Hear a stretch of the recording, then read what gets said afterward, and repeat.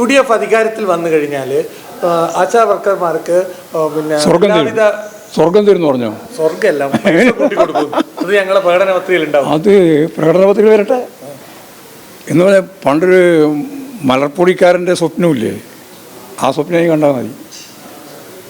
പറഞ്ഞു അത് മനസ്സിലായില്ലേ? ആ കഥ മലർപ്പൊടിക്കാരൻ്റെ സ്വപ്നം മനസ്സിലായില്ലേ? അതുപോലെ കണ്ടാൽ മതി. കുഞ്ഞാലിക്കുട്ടി ഇപ്പോൾ സ്വന്തം കണ്ടുകൊണ്ടിരിക്കുകയാണ്. കുഞ്ഞാലിക്കുട്ടി മാത്രമല്ല കണ്ടുകൊണ്ടിരിക്കുന്നത്, രമേശ് ചെന്നിത്തല സ്വപ്നം കാണുന്നുണ്ട്, അതുപോലെ തന്നെ സതീശൻ സ്വപ്നം കാണുന്നുണ്ട്, സുധാകരൻ സ്വപ്നം കാണുന്നുണ്ട്. ഇവരെല്ലാം സ്വപ്നം കണ്ടുകൊണ്ടിരിക്കുകയാണ്. ആ സ്വപ്നം അവിടെ കിടക്കുന്നു മാത്രമേ ഉള്ളൂ.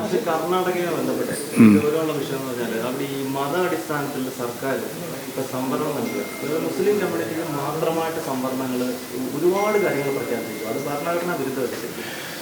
സംവരണം എന്ന് പറയുന്നത് ഭരണഘടനാപരമായിട്ട് തന്നെ ഉള്ളതാണ്. അത് ഏതൊക്കെ എങ്ങനെയൊക്കെ എന്നുള്ളതിനെപ്പറ്റി ഒന്നും എനിക്കതിന് വിശദാംശം അറിയില്ല. സംഘടനാപരമായിട്ട് മാത്രമല്ല, അത് രാഷ്ട്രീയമായിട്ടുള്ളതല്ല, ഭരണഘടനാപരമായിട്ട് തന്നെയാണ് സംവരണം ഏർപ്പെടുത്തിയിട്ടുള്ളത്. അതിൻ്റെ അപ്പുറത്ത് നിന്ന് കോടതിയൊന്നും അനുവദിക്കില്ലല്ലോ.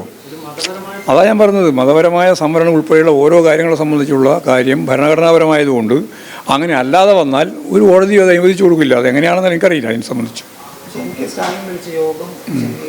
നടന്നുകൊണ്ടിരിക്കുകയാണ്, പങ്കെടുക്കുന്നുണ്ട്. അല്ല, അത് ഉറപ്പായ കാര്യമാണല്ലോ. അതായത് പാർലമെൻറ്റ് സംവിധാനത്തിൻ്റെ ഭാഗമായിട്ട് സെൻസസ് അനുസരിച്ച് പാർലമെൻ്ററി സംവിധാനത്തിൻ്റെ ഒപ്പം തന്നെയുള്ള ഒന്നാണ് അതിൻ്റെ നവീകരണം, അതുപോലെ തന്നെ പുതുക്കലൊക്കെ. ആ രീതിയിൽ കൃത്യമായിട്ട് കാര്യങ്ങൾ കൈകാര്യം ചെയ്തതിന് പകരം ദക്ഷിണേന്ത്യക്ക് അല്ലെങ്കിൽ അത് ഏത് സംസ്ഥാനത്തിനും വലിയ രീതിയിൽ പ്രത്യേകിച്ച് കുടുംബാസൂത്രണമൊക്കെ കൃത്യമായിട്ട് കൈകാര്യം ചെയ്ത് ജനസംഖ്യാ നിയന്ത്രണമൊക്കെ വരുത്തിയിട്ടുള്ള സംസ്ഥാനങ്ങൾക്ക് വിപരീതമാവുന്ന നിലത്തിൽ BJP താല്പര്യം അടിസ്ഥാനപ്പെടുത്തിക്കൊണ്ട് സംഘപരിവാർ വിഭാഗം ഇപ്പോൾ നടപ്പിലാക്കാൻ പോകുന്ന ഒരു പരിധി നിർണയമാണ്. പാർലമെൻറ്റ് നിയോജക മണ്ഡലങ്ങളുടെ പരിധി നിർണ്ണയിക്കുന്ന കാര്യത്തെ സംബന്ധിച്ചുള്ള ചർച്ചയാണ് നടക്കാൻ പോകുന്നത്.